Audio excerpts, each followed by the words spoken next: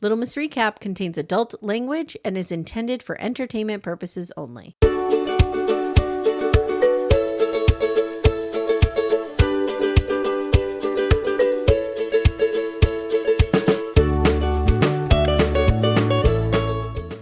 Hi everyone, I almost said welcome to Dragonstone.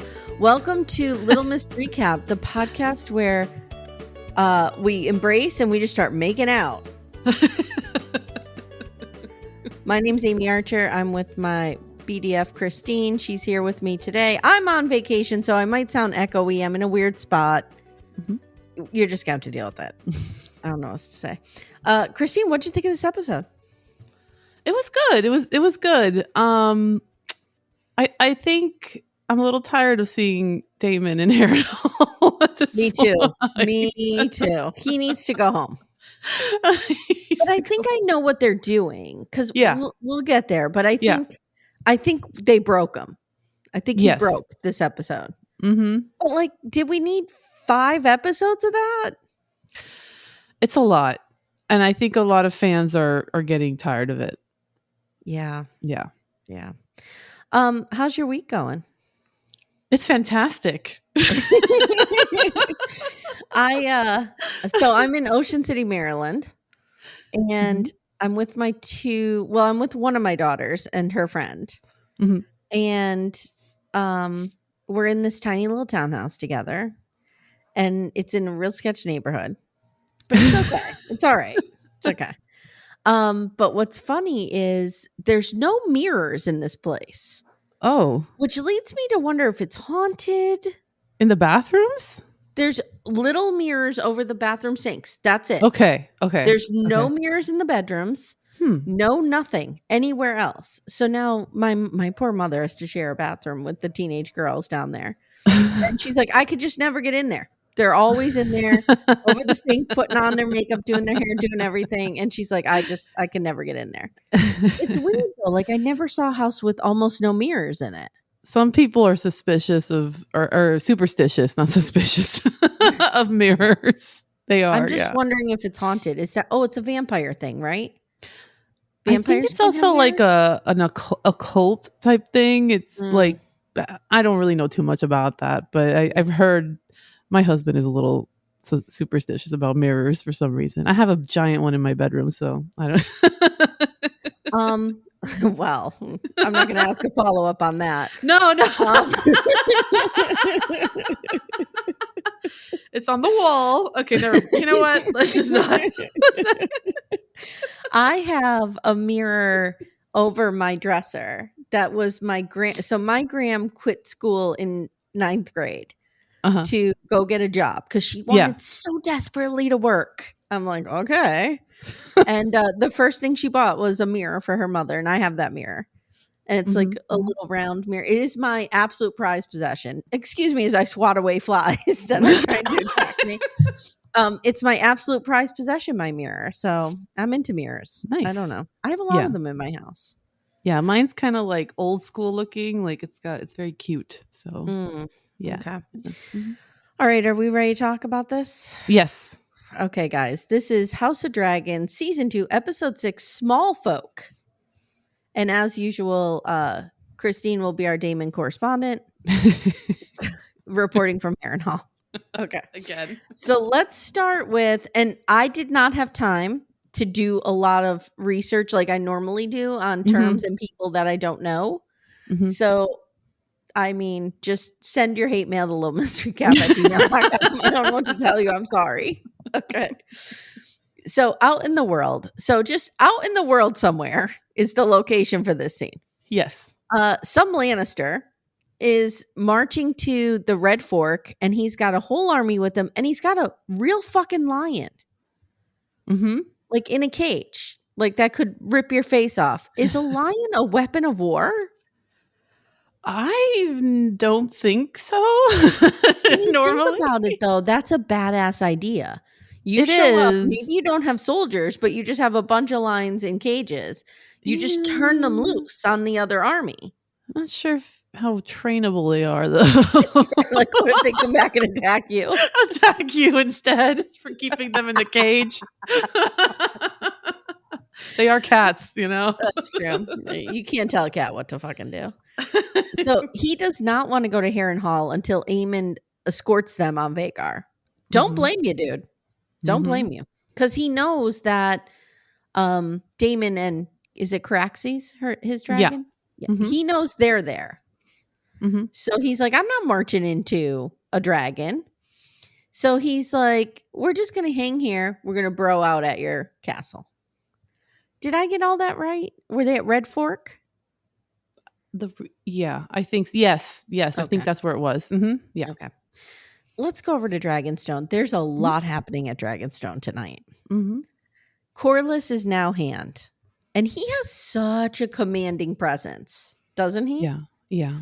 Like, even at the table, he's eyeing up. You know, it's kind of like an Obama situation where Obama would just eye up these guys. And Corlys is very handsome. He kind of has an Obama look to him. And I feel like he's just eyeing up these puny little men like, fuck right off. I'm hand now. I'm here. The adults in the room, and I'm going to handle this. Yeah.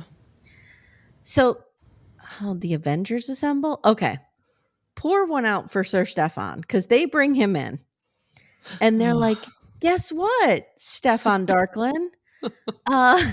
We need dragon riders, and I've done some research, and your line has the most blood in common with us. And he looks like a really tired Bill Pullman. How dare you? That was my childhood crush, okay? Wait a minute. What? My childhood crush was Axl Rose. Yours is Bill Pullman? What was that movie with Sandra Bullock? Sleep. What was it called?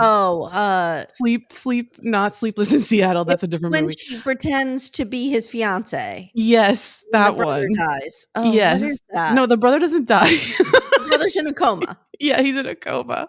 Oh, what is that movie? Something about waking up. Oh, jeez. Okay, hold on. I'm looking it up. Google time. Sandra, would you know this is the 4th or 5th time I've had to look up Sandra Bullock movies this week? It's not 2 weeks notice. That's when she manhandles Hugh Grant. It's the sleep. While you were sleeping. You. That's the one. Just got to it. While you were sleeping. He was so cute in that movie. Well, Sir Stefan Darklin, I feel like kind of looks like him around that time period. Maybe. No. Okay. So, they need riders for Vermithor, Silverwing, and Seasmoke, who's still being a real bitch.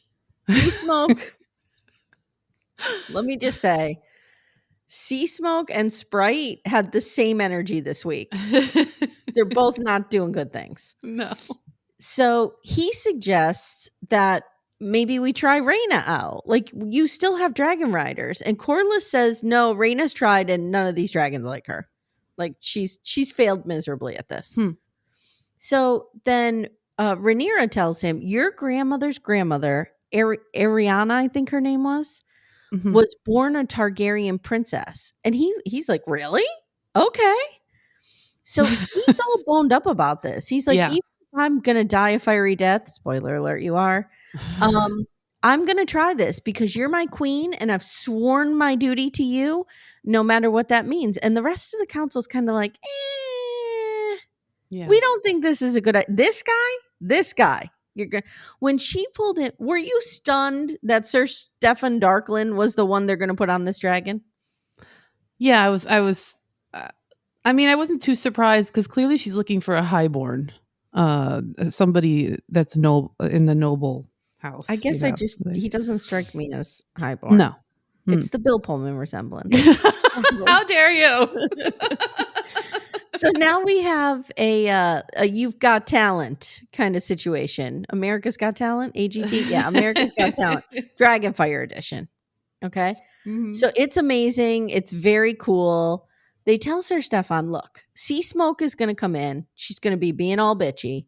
You need to dominate this dragon. You need to walk towards the dragon like you're not scared, like you're not a weirdo. But this dude can't handle it. And he's like tiptoeing and he's like, like just creeping towards Seasmoke. And Seasmoke lights him the fuck up. She's like, you're dead, dude. Lights. Now, Seasmoke lights up 2 people. Yeah. Broke down Bill Pullman and a helper. The helper was smart enough to, like, when they're on fire, slit their own throat so they don't have to suffer the fire. Where Rhaenyra and Jace just kind of watch Sir Stefan just burn to death. And they're not even trying to help him. Like, Jace, you can't go over there and unsheath your sword and just take care of this. Oh. They just watch him roll around and burn. Just roll around. And so Seasmoke's like, I'm out. You're giving me this guy? Forget it. So now we see Rhaenyra is all worked up over this. And some dude is chasing after her. And he's like, Seasmoke has run away from home. And we have pissed her off. Is Seasmoke a girl or a boy? Or a them? I think it's a girl. I don't know. I think it's a girl. You know what? I'm going to not misgender Seasmoke. And I'm going to say they're non-binary. Yes, and just call them that. Okay. So they're like, Seasmoke ran away from home. We've pissed them off. Yeah. And he's like, also, by the way, I told you this was a bad idea. Like, I was against it from the get-go. She turns around and slaps him across the face. That was great. Loved it. And she says, it is my fault you have forgotten to fear me. I might do this with my daughters. Like, it was solid. It was quick. But it was decisive. You got to follow it up with that exact same line, though. Yeah, exactly. Exactly. You have a kid. You should do this to your daughter. Not yet. She still fears you. She's, oh yeah. Yeah. Okay. Because she's like, what, 6? 6, yeah. Yeah. Okay. You have 10 years yet. So later, Mysaria comes in and she's like, look, I know you're real down about this whole dragon, Seasmoke, burning everything to the ground, but it was worth the risk. Like, it's okay. And Rhaenyra's like, you're right. I'm going to start looking for other people. And she says, Mysaria says, by the way, our plan is working in King's Landing. Like, we're all set up. And all we have to do is strike the match. Yeah. So later, Jace and Rhaenyra are talking on a balcony. And he's like, why are you hitting old men, Mom? What's going on? Like, you smacked this dude in front of the entire household. And everybody's talking about it. And she's like, I'm just tired of being protected. I am a shield and I am a sword. And she's like, I don't want to be a princess. And Jace says, you know who we need to win this? We need Daemon. And she's like, I am so fucking sick of hearing the word Daemon. And just as she's going off about this, Mysaria creeps up. She's creeping at all times. She creeps up and she's like, the deed is done. And she says it right in front of Jace. Dude, why are you saying this right in front of other people? Yeah. The so gift. Weird. It's a gift. The gift has been sent, I think. Yeah, like the gift has been delivered or something. Like, stop. Shh. Ixnay on the iftgay. So then the gift that we see is a bunch of boats. This was really cool. A bunch of boats like floating into Blackwater Bay. And they're unmanned, which how do you get a boat to float? Thank unmanned? You. That's what I was thinking too. I told my husband, I looked at him like, how is that possible? So like, the only way I could think it's possible is if they do it at high tide, which it looks like they did. They knew where the wind was blowing. Right. You have to take them a certain amount of way and then just kind of push them on their own. Yeah. But it was a lot. Like there was a lot of them. There looked like there was probably a dozen at least. At least, yeah. Yeah. So there's some dudes chilling out on the beach and they see these boats and they have Rhaenyra's banners on them and they're full of food. And what do the people need right now? They need some goddamn food. Yeah, they're starving. Okay, let's go to Daemon. What's he up to? Daemon. So it was a little light on Daemon this episode. The haunting of Harrenhall is they're calling it. So Uncle Husband is once again tripping balls. He's this time in the throne room facing his brother Viserys, who says to him, Brother, did you say the heir for a day? Referring to, I believe, his it was a stillborn child, right? Baby. Yep. Yeah. And Viserys is angry and telling Daemon that his family had just been destroyed. And instead of being there by his side, he was laughing at him with the whores and lickspittles. So I have a question for you because I just rewatched this episode of season 1. Okay. And I am pretty sure that was verbatim the speech that he gave him that day in the throne room. Yeah. So it appears that this is a memory. Yeah. And where Viserys admonishes Daemon and exiles him off to Runestone with his wife at that time, which was Lena, right? Yeah. It was Lena, yeah. No? Wasn't it the other woman that he killed? Oh gosh. Who had an unfortunate fall off the horse? No, I think it was Lena because remember they went off and they were living like so what happened with him is I think he was sent away to his wife, and he goes to the wife and he kills her. Oh. And then he takes Mysaria as his wife, like tries to. And he says that she's pregnant. Oh, yes. He tells Rhaenyra that Mysaria is pregnant and stuff, and she's really not. And then he ends up running away, and that's when he runs away with Lena, and they have their family.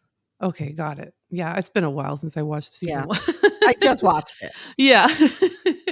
So Daemon is visibly distraught and unable to open the doors of the throne room, like to get out.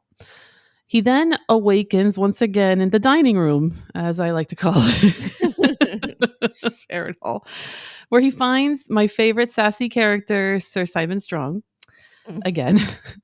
He grabs him by the collar and angrily asks him if Strong is mocking him. Sir Strong tells him that perhaps he isn't getting enough sleep.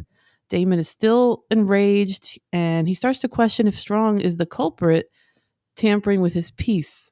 He pulls out a knife. He pulls a nice knife out on him, threatening Sir Simon Strong and accusing him of possibly still being in cahoots with the Hightowers or his nephew Larys.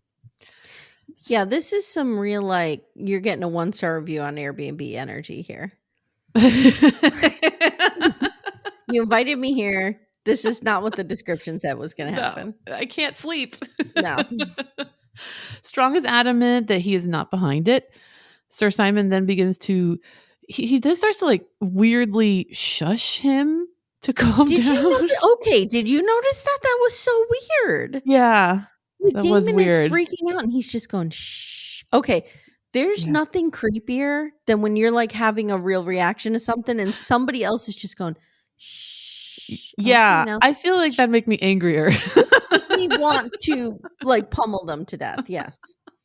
Dragonfire. I think he was still like in a daze, kind of like in a just a certain state, and he was trying to bring him back down. I don't know. It was interesting. Daemon backs away, telling him to stop watching me. This was pretty funny. When he tells him to stop watching him, Simon Strong kind of just turns his head away very carefully. Like he's not looking at him. Like, okay, let me just turn my head so I don't get killed. Daemon tells oh wait, I'm skipping here. Oh my gosh. Okay. He walks away to the backyard where the fenced-in yard. Fenced-in yard by the weirwood tree, where of course there's Alice Rivers again. She's just out there invoking all the ghosts, I guess, to come to her. These women, like her and Mysaria, they just kind of like they're around at all times. So Daemon tells her that he believes he's being poisoned, and she basically implies it's just it's just all the ghosts. Okay, don't worry about it. Yeah, don't worry about this. Not a mirror to be found in Harrenhall, I would guess. He tells her to hell with the ghosts, the curses, the weirwood bed.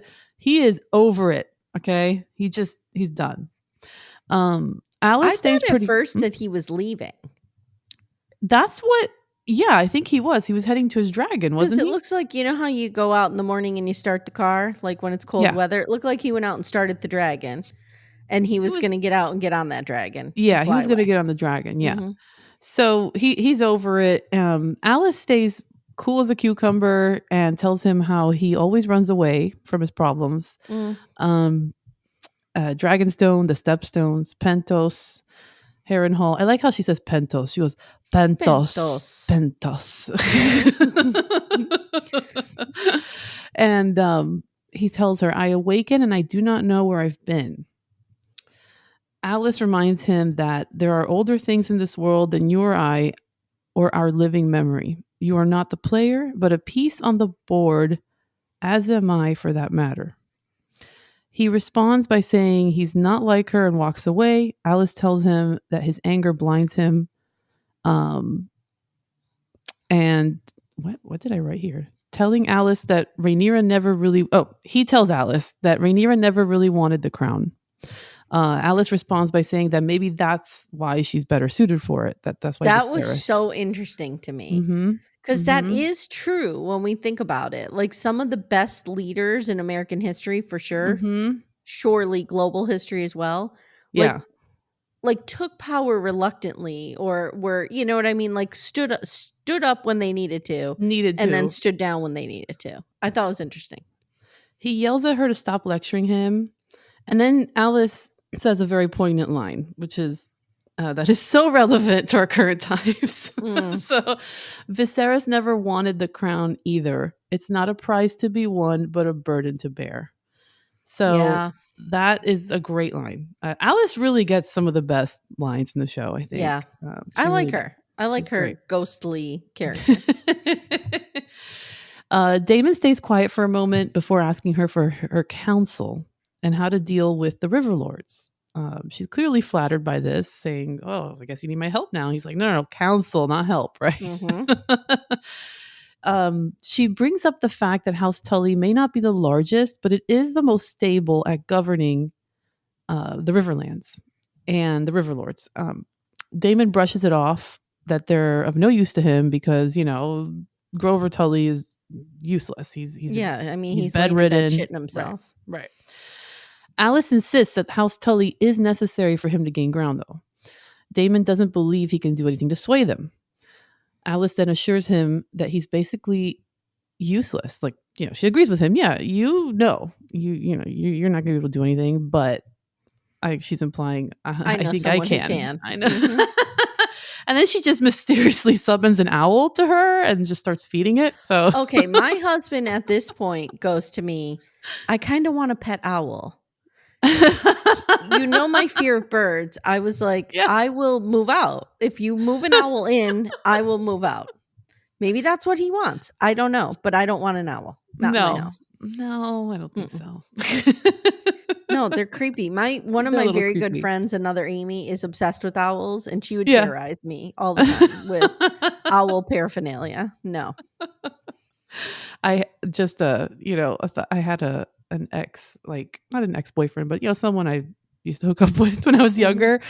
And we'd go to his dad's house, and I looked around and there was walls of little owl like collectibles and statues and stuff everywhere. And he was like, yeah, my dad really loves owls. Okay. All right. Well, see, I could get that way about things. I have believe it or not, I'm very dramatic and I take everything to the extreme. I know that you would never think that of me. But so when I collect something, I collect something. So I could get the owl. If I was into owls, I would have a wall of them. It was a lot. Yeah. Anyways.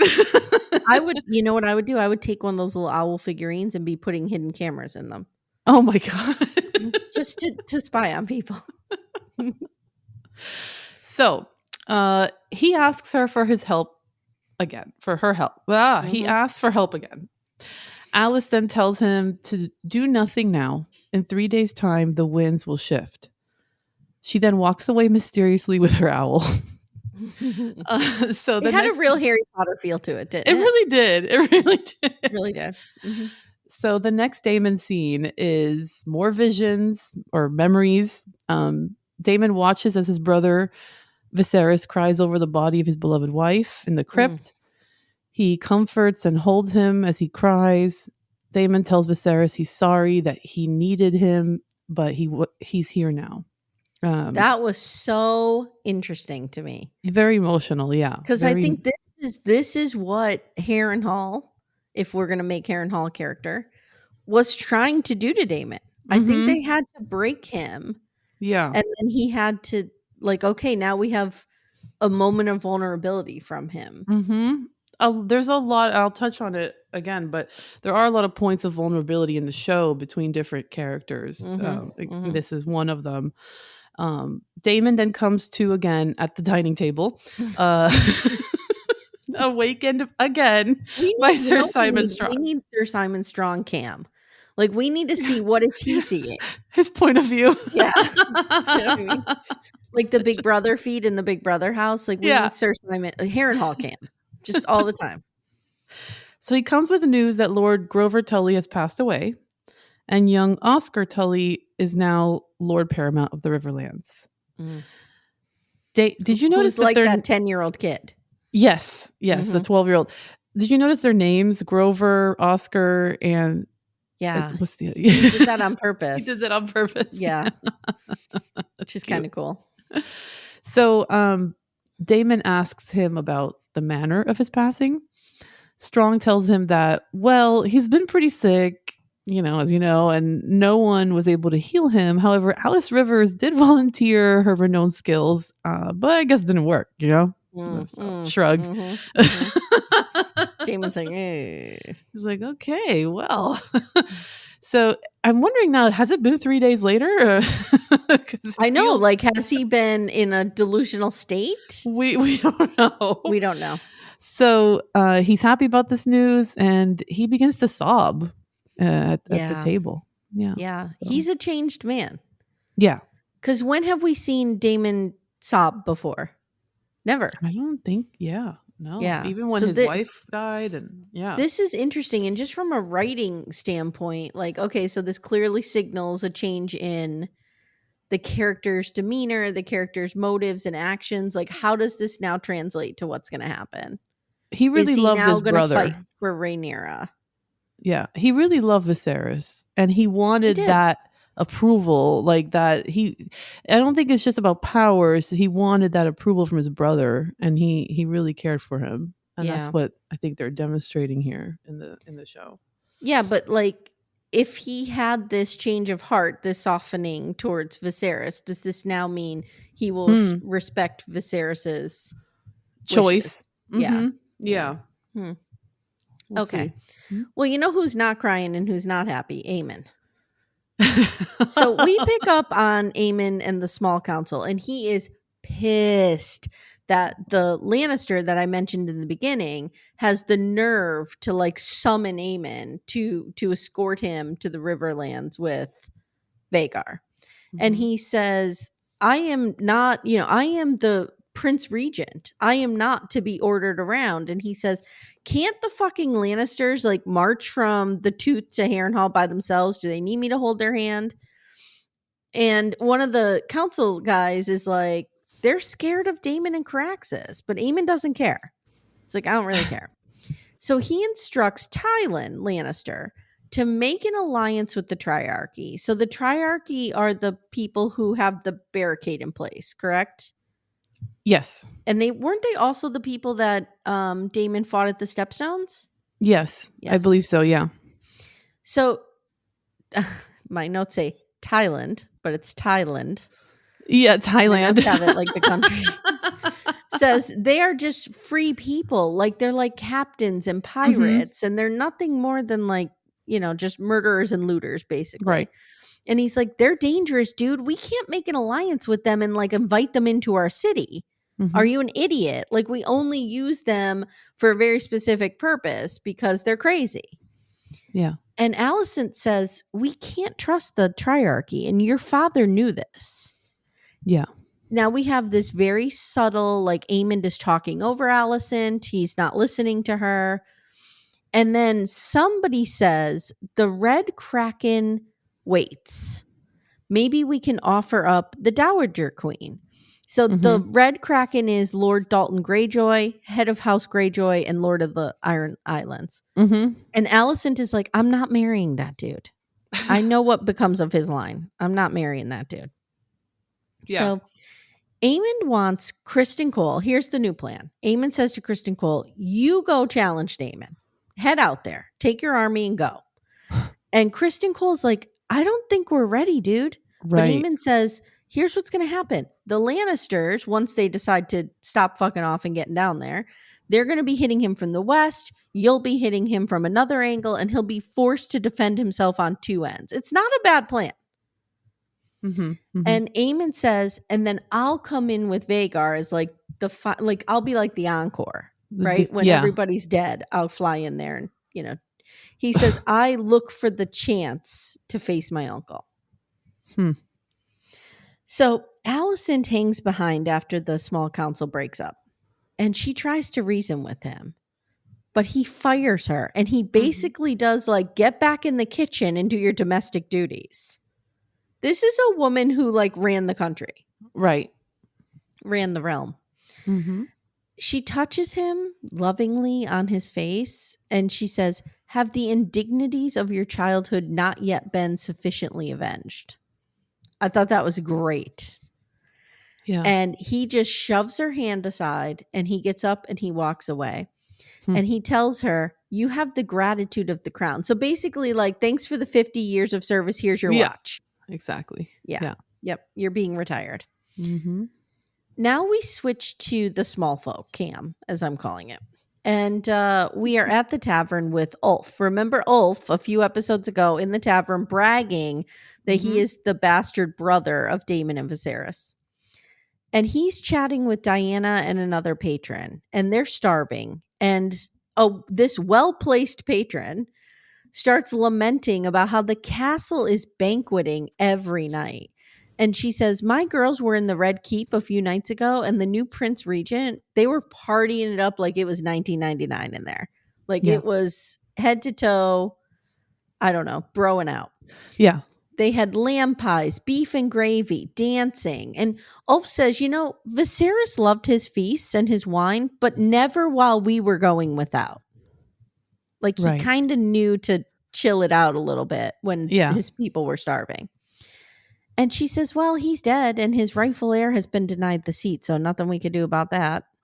And she just plants that seed and lets it sit there. Yeah.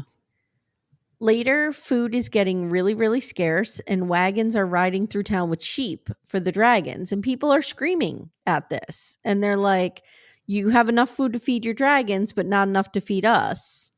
Couldn't they just throw these people a sheep? Or would that be mass chaos? Mass chaos, yeah. Probably. Maybe. Yeah, maybe. So now Ironrod, we're back at the small council. He tells Aemond about the small folk getting pissed off. And Larys is there. And he's like, you need to get a hold of this, dude. Like, you can't let this situation get out of control. Aemond doesn't really seem to care too much. Then Larys makes this weird play to be hand. He's like, well, so you know what's going on here, Aemond, is you got a lot of these situations you got to deal with these small folk that you don't want to. So maybe bringing in a hand, maybe someone who's always been here, who has a club foot, who sits in this seat might be a hand. Like, I'm not telling you what to do, but you know. Yeah. Hey everyone, stay tuned. Little Miss Recap will be right back after these words. And Aemond is like, you know what? That's a great idea. And Larys is like, oh, I never even expected to be named hand. Thank you, everybody. And he's like, you know what? You need to get me Otto Hightower. Get me Otto Hightower. And Larys is like, fuck. Okay. They always want the adults brought in. So just then the maester comes in and he's like, hey everybody, great news, Aegon is getting better, he's getting stronger, and I think he's gonna live. And Aemon's like, what? What? So we need to talk about this next scene, because this next scene is when Aemond visits Aegon, and I have many questions about this. Yeah. So we cut to Aegon. He's getting the cabbage leaves pulled off of him. He's in excruciating pain. It's so hard to look at, but he does look better. Don't you think? He looks a lot better. Oh, yeah. Oh, yeah. Like in his face. He looks much better, yeah. Mm-hmm. And Aemon comes in, he kicks everyone out. Red flag number 1. You never let... Like, this dude is clearly vying for his seat. Yeah. Don't let him in there. Yeah. That was interesting. But I think because he has the power, he can wield that. Yeah. Yeah. Like, you don't let Ted Cruz go in a room with Donald Trump by himself. No, what's going to happen. I was trying to think of who's a power hungry grubber. Ted Cruz. So Aemon asks him, what do you remember? And I'm screaming at this point, say nothing, say nothing. Yeah. And he says nothing. Yeah. Now Aemon takes the marble from the small council and he pushes it against his skin. Yeah. And he leans in real tight and he says, you challenged Meleys and it was foolish. Aegon again repeats, I remember nothing. Now Maester interrupts this. Maester Orland, is that his name? He interrupts this. Yeah. And Aemon leaves the marble behind. And I have a question for you. Did he leave the marble behind on purpose or by accident? I think it was on purpose. Yeah, like, let's talk this out. Like, what would be the reason for him leaving? Because at first, my instinct was he left it there on purpose. Okay? Yeah. But then I'm like, but why? What does that do? Whereas if he left it there by accident because he was, like, interrupted quickly, then that shows whoever discovers the marble later that Aemon was there. That's a good question. It makes me think maybe he's like kind of challenging him in some way. That's kind of what I'm getting from that. Or maybe like, fuck you, I'm king. Here's my marble. Yeah. Like I'm ruling in your place and I'm like banging your wife because we know that's coming. Oh gosh. Mm-hmm. our sister. Mm-hmm. Mm-hmm.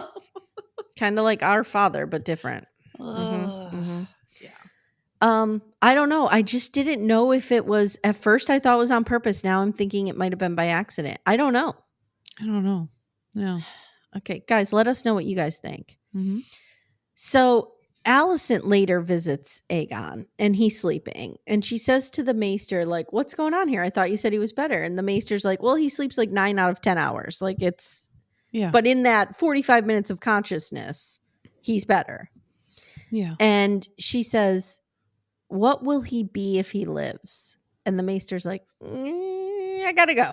Gotta run. So she asks him before he runs out of the room about the ravens being sent to Otto. And he says, there's no word. And then he says, there is a war in the Reach now. House Beesbury is at war avenging Lord Beesbury's death. So I couldn't remember what happened to Lord Beesbury, so I did look that up. And Kristen Cole had smacked his head off the table in last season and by accident impaled it on something and murdered him right there. Oh, wow. Mm-hmm. Yeah. Mm-hmm. So hand fuck boy Kristen Cole is the murderer of Lord Beesbury. Mm-hmm. Mm-hmm. So she holds Aegon's hand at this point and she whispers, I'm sorry. Interesting. Yeah. So later, Alicent heads outside and she sees Sir Gawain, who is just the biggest tool. This guy, he's an idiot. And she asks him if he's heard from Otto, and he says no. And then they talk about her son, Daeron. Mm-hmm. Daeron. Yeah. Sorry. Yeah. And Sir Gawain says, she's like, can you tell me about him? And he's like, oh, why he doesn't write to you anymore? She's like, no, he doesn't. So Sir Gawain says, well, he's 10 and 6 and he's stalwart and he's clever and he's adept with his lute and his sword. And he's been banging around his share of women. And then he pauses and then he goes, and he's kind. And she goes, oh, thank God. Thank God. Because his brothers are a fucking nightmare. They're both monsters.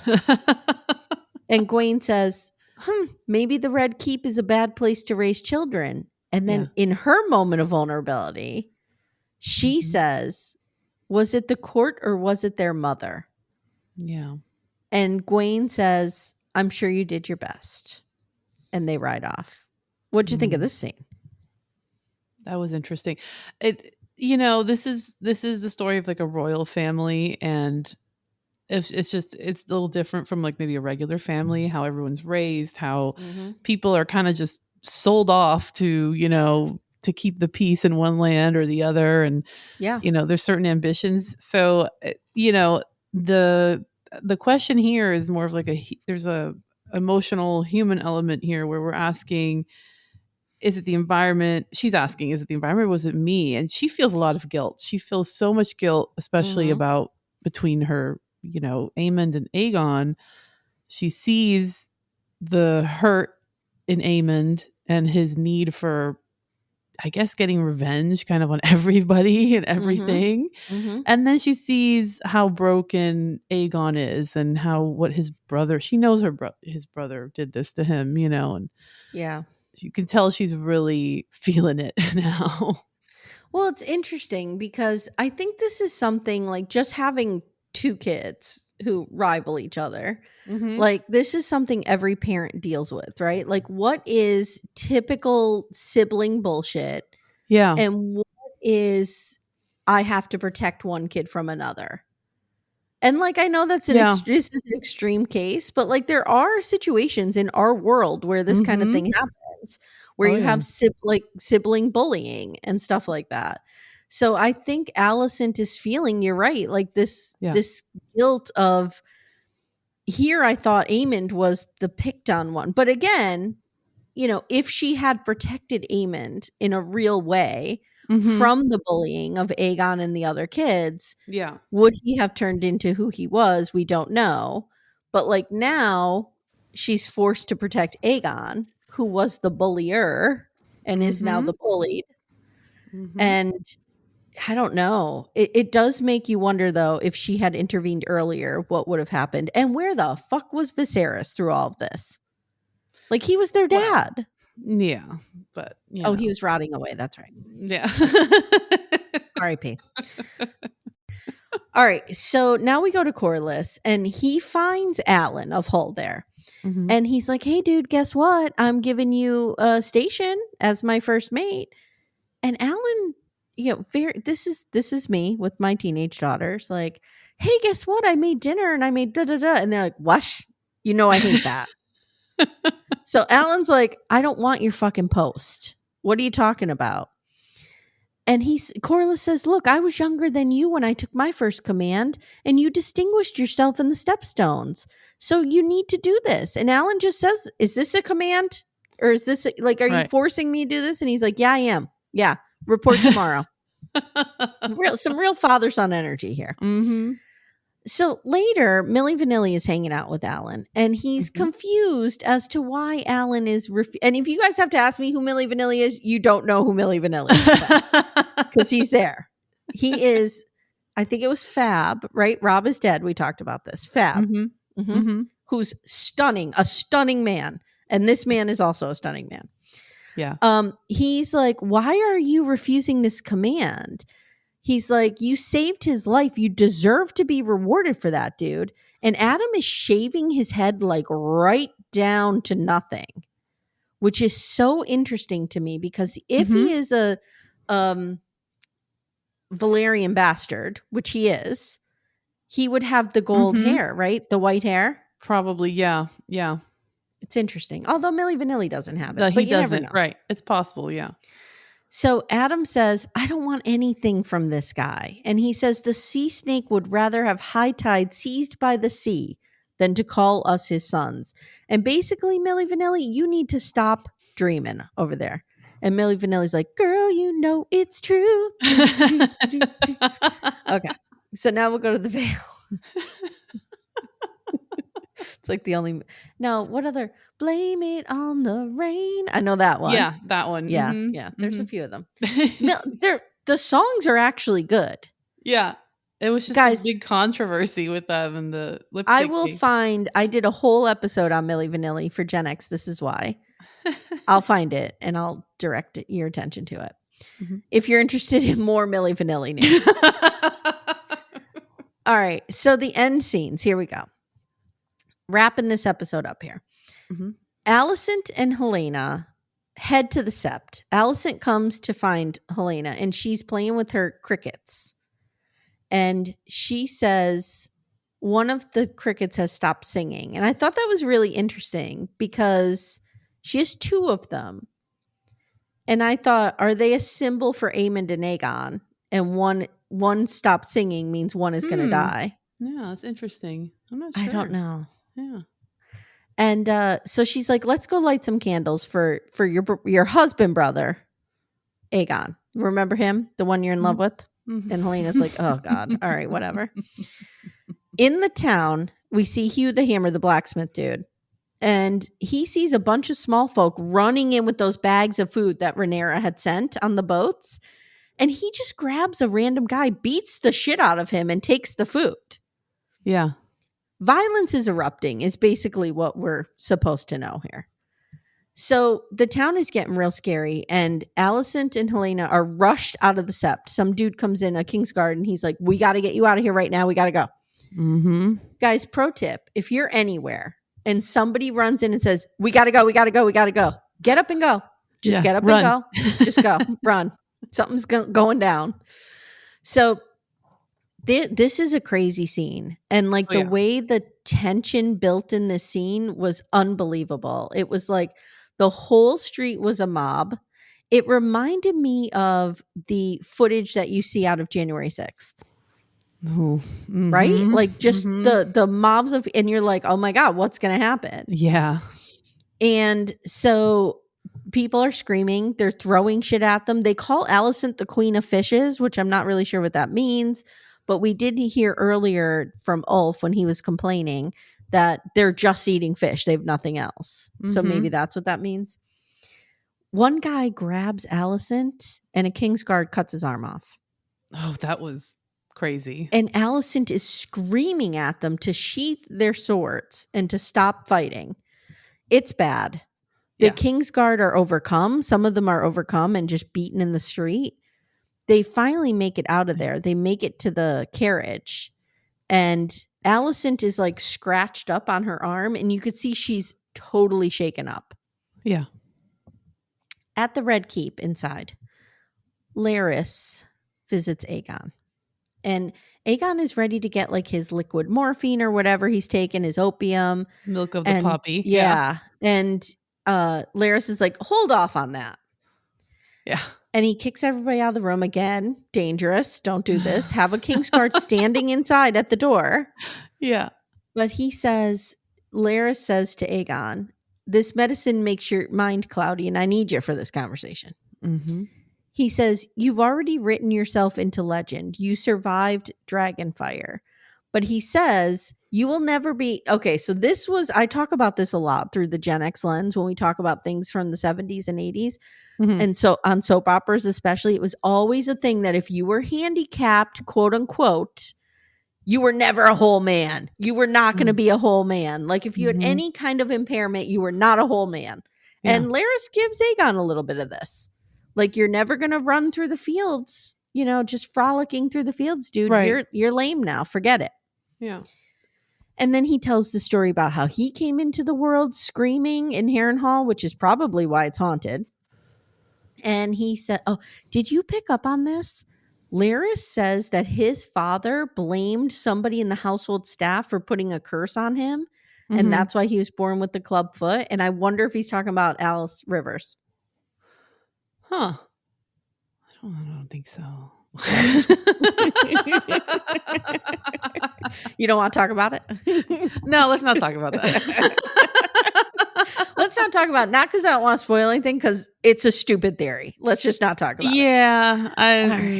No, not happening. No. So he says, people will pity you behind your back or even worse, to your face. Your mind will be all you have, and people will underestimate that, and that will be your advantage. And he says, your brother rules in your place, and I don't think I need to tell you, he's out to kill you. And Aegon whispers to him, help me.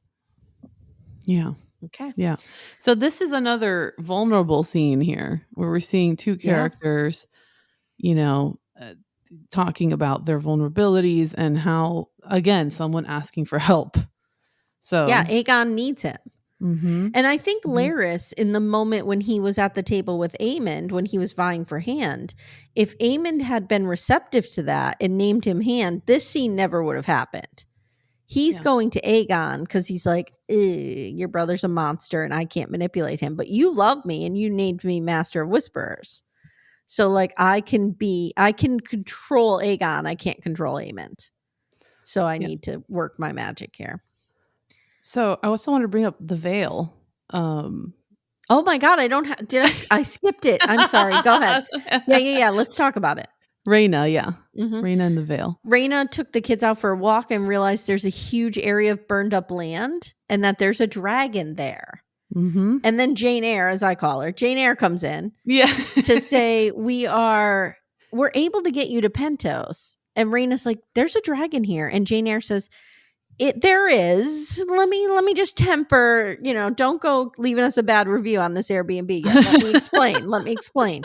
It's just searching further for food. Yeah. And so like it's coming over here, but it's wild. Yeah. Mm-hmm. So this is this is interesting. This scene is actually kind of confirms that maybe not. This is a departure from the book. Ooh, okay. The dragon is sheep stealer, and let's just say there's another character which may or may not be introduced in the in the future, but I think what I've read online a bit was that character is now merged with Rhaenyra. So, okay, yeah, like they may have changed. Rhaenyra had a look in her eye like teenage Amy Archer, which was, I can tame that thing. Yeah. Like she wasn't like, there's no wild, crazy, drunk man out there. She wants a dragon. She wants one. Oh yeah. She wants to fight. Yeah. So in the book, does this character tame sheep stealer? It's in the book, the character is named Nettles. Okay. And she is a dragon seed. Okay. And, I mean, spoiler alert, I guess, but she has a certain type of relationship with Daemon at some point. So that's why this is so different, because this is his daughter. So Rhaenyra's so clearly this is, like I said, this is definitely a departure from the book. So we'll see how this plays out. But clearly it seems like they're setting it up for Rhaenyra to be the rider of this dragon. Okay, interesting. Yeah. Mm-hmm. So this scene is important, yet I was going to skip it entirely. Sorry about that. I was like, girl, you're skipping. Again, go over to Daily DVR with our friend Axel if you want a factual podcast. Okay. So Milli Vanilli is now hanging out on the beach, just working on his next song, and Seasmoke starts terrorizing him, just chasing him down, playing hide and seek, trying to burn him up. I don't know what's happening. And then you see Milli Vanilli like kind of freeze, and Seasmoke gets right in Milli Vanilli's face, and then we cut. Okay, now we're at Dragonstone. Mysaria is very happy about the uprising, and Rhaenyra says, yeah, that's good, but I'm starting now to doubt myself and wonder if I could win this war. Yeah. She says, I can't ride my dragon. I have these 2 dragons that are useless to me. I have 2 baby dragons, and the only other dragon I have is off with Daemon. Yeah. Doesn't Jace have a dragon? Yes. Okay, so she is that small. Dragon. Pretty young dragon. Mm-hmm. So she says, even my own son thinks I need Daemon. And they kind of talk about Daemon a little bit here. Mm-hmm. And Rhaenyra says she was drawn to Daemon. She just was so enthralled by him. Like she just thought he was amazing when she was a young girl. And then she says, he wished to possess me, but not to be possessed. And Mysaria says, he's never been at peace. And then she says, now he is going to see me take hold of what he always believed to be his, and I fear what he may do now. And then Mysaria says, basically, like, I don't think he's going to turn against you, but he's always one to run. Like, he's not going to be here for you, essentially. And she says, Mysaria says, you have me. I'm here. And then she tells us this story. Trigger warning, guys. She tells this story about how her father used to rape her. And once she got pregnant, he tried to have her killed. So she has a scar across her neck. She has a scar somewhere across her belly. And she says that she cannot have children. And I don't know if that scar in the lower area is internal, external. She just said, like, I have a scar down there. Yeah. And she says she cannot bear children. She was left for dead, but she lived. And she swore she would never trust anyone again. But she tells Rhaenyra, you see me as an equal. You treat me as an equal. And I believe you are meant to be queen. Rhaenyra is so moved by this. She runs over and hugs Mysaria. And they start making out. Okay, about 2 seconds into this, I said to Timmy, are they going to make out? That's what I said the same thing to my husband. The chemistry between them is off the charts. My husband's like, I hope so. I mean, it was really something. And I did read an article. I think I want to say they interviewed the writer of the episode or the director who said this was not scripted. Like this was kind of thrown in there last minute because maybe it was Emma Darcy. I think it was Emma Darcy who planned, like, kind of not planned it, but they improvised it. Yeah. Yeah. Emma Darcy thought like the moment was right. The chemistry was right. And it should end in a kiss. So they are making out. And I'm like, yeah, let's watch this. Let's keep watching this. But they're interrupted by Kingsguard, who's like, guess what, guys? Seasmoke has a rider. And then you hear, girl, you know it's true. Ooh, I love you. I'm like, oh my God, this is so amazing. And Rhaenyra's like, who's the rider? Who's the rider? And we can't see. And then we see Seasmoke, who looks like they have been calmed down. They're calm now. And they're just riding around. More chill, And we think we see Milli Vanilli on their back, but we're not 100% sure. That's how it ends. Yeah. So this was an interesting. What's up? Oh no, that she goes directly to her dragon to go. Oh yeah. Flies out to see what's going on. She ignores everybody too. Like she's like, I'm gonna go. I'm going this time. You're not telling me I got to stay in this castle anymore. Well, and you bring up a good point about this being an episode of vulnerabilities, because when we think about it, this was a really vulnerable moment for Rhaenyra to be like, you know what? I'm gonna say to Mysaria, I don't think I can win this war. Yeah. And I don't know if that's something that she could have said to Daemon. Yeah. There's something about Mysaria that is non-threatening, that is warm, that is welcoming, that she feels that she can be soft with her. I didn't see, I mean, I'm sure there was sexual tension there, but I felt like this was very like a comforting almost makeout session. Like they were, it was like they desperately needed that contact, you know, that they really haven't experienced much of, that like deep, like kind of love and connection with someone. Yeah, that's a good point. Yeah, I don't know. I didn't see it coming. I didn't pick up on sexual energy from them before, except that moment. Only in that moment, I was like, "Holy shit!" Yes, yeah. So strange. So next week on, we see like in the previews that Rhaenyra's on a beach with her dragon screaming at Milli Vanilli. And she's kind of saying to him, like, what are your intentions with my dragon? Yeah. And so then we see her also kind of trying to rally the troops. And she's saying these dragons are going to bring peace, which like, do you think of nuclear bombs like that? Like they're going to bring peace? I wonder what it's going to be like, because this is that's going to be the penultimate episode. Next week will be the penultimate. Yeah. So I don't think, I'm going to go out on a limb here and say, I don't think we're going to get any more dragon fighting this season. I think it's going to be set up. I think it might start in episode 8, but I think the next, like, because I'm assuming there's a huge battle where one of these main players dies or multiple of them. That's not going to happen, I don't think, till season 3. Yeah, I don't know. The pacing has been a little weird to me in this season. Like it was kind of fast in the beginning, honestly, and now it's slowed down greatly, especially with all the Harrenhall scenes. I was like, yeah, like we got to Rook's Rest pretty quickly. Yeah. Mm-hmm. And then yeah. And then it just kind of slowed down. And I'm wondering how I really am wondering what they're doing, like how this is going to end this season. Where we're going to be at. I wonder if we're still going to be in Harrenhall next episode.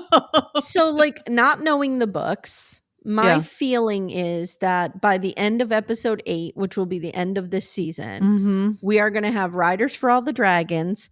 The chess pieces are all going to be on the board, and we are going to know what the war is going to look like and what the teams look like.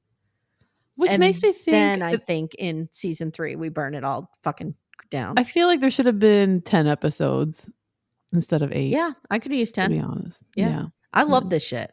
Yeah. Did you want to talk about how you and I talked a little bit off air, and we could talk about it now? I'll just tell everybody, like, guys, we're going to talk a little bit of politics here. So if you want to tune out, go ahead right now. But we can't kind of ignore how this is mirroring what's happening. So what did you want to talk about? Because you had messaged me that this really struck a chord with you in some way. Yeah. So I especially that line with Alice saying how this is, the crown is not to win. It's not a contest, essentially. This is a burden to bear, ruling. That's what it is. It shouldn't be a contest who wins or who loses, right? Yeah. And I feel like now for the last several years, we've been in this climate politically here in the US where it's seen as some crazy contest between red and blue. And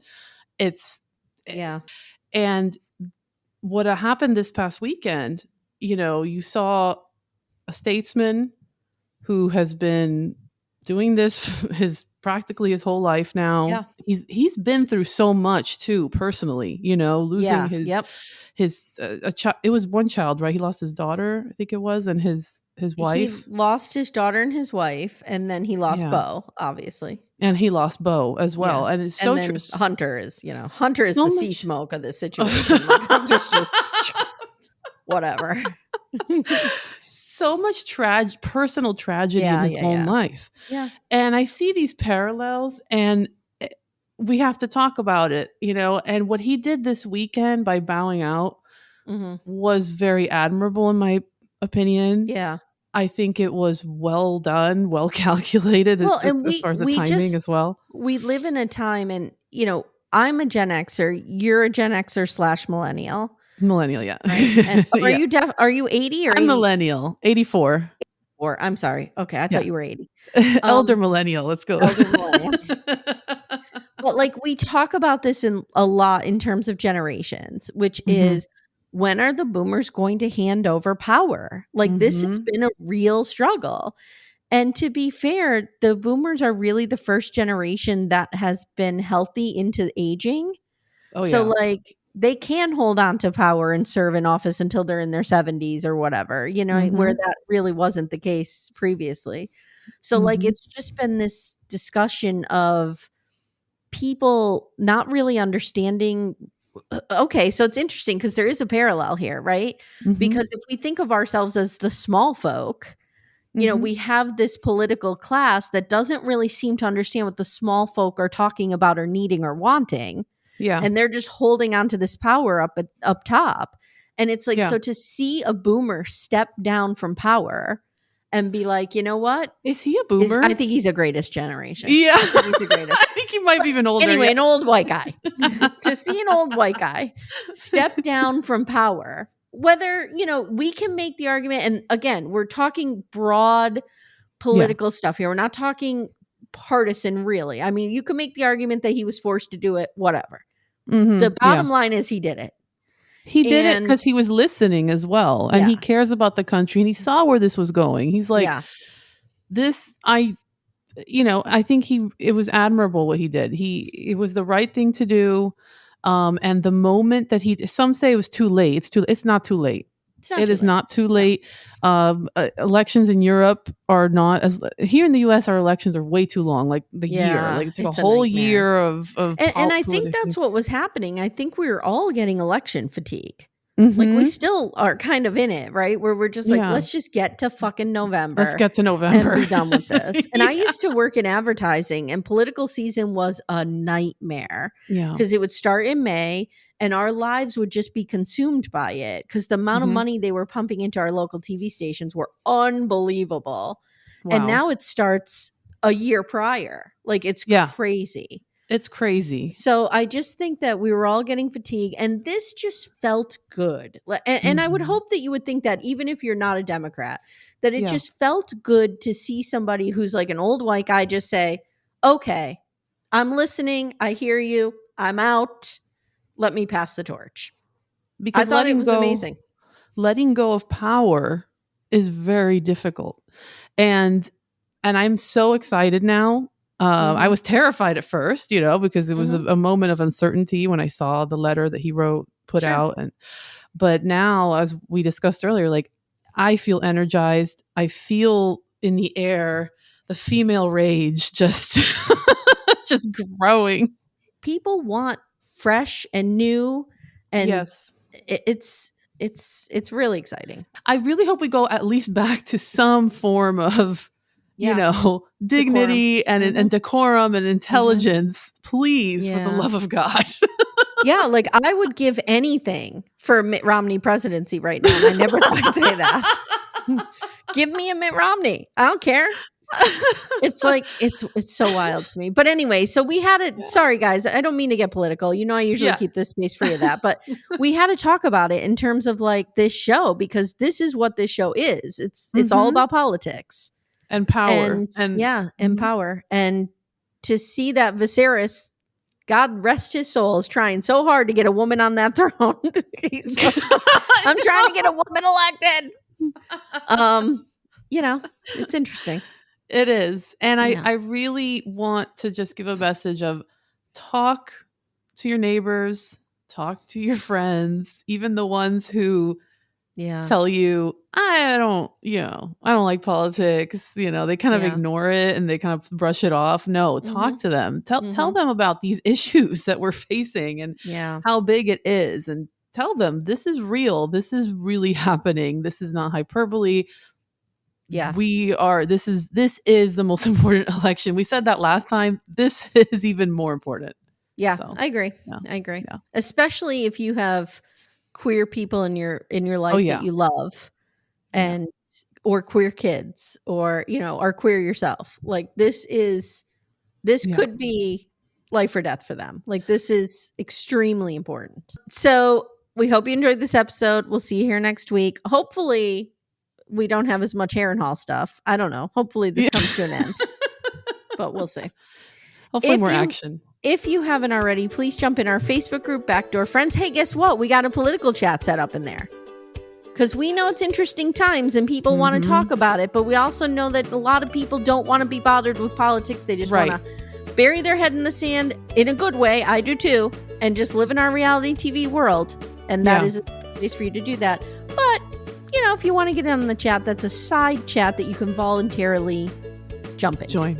Yes. All right, my friend. Thank you, and we'll see you next week. Bye. Bye.